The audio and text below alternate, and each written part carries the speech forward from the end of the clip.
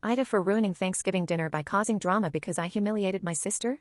My sister Cassie is one of those people who is a bully to everyone and justifies it by saying I'm just keeping it real.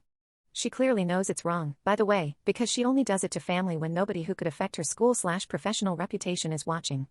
It's obvious no one in the family likes Cassie's bad attitude, but usually no one says anything because then Cassie gets overly defensive and turns it into a huge fight with yelling, and my family doesn't want to deal with the drama.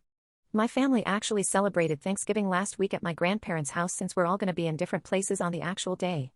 During dinner, Cassie looked over my cousin Molly's shoulder and saw she was reading a webcomic. Then Cassie started talking about how the webcomic is overrated, calling Molly basic and making fun of her for reading it.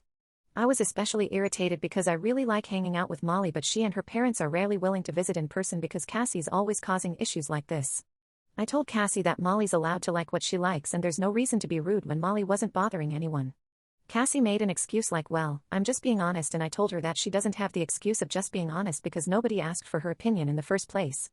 Cassie got angry and started going off about how you may be too dumb to know but she has free speech and doesn't need permission to speak, which was literally not the point at all. My mom asked me and Cassie to just drop it, but Cassie kept trying to get the last word in.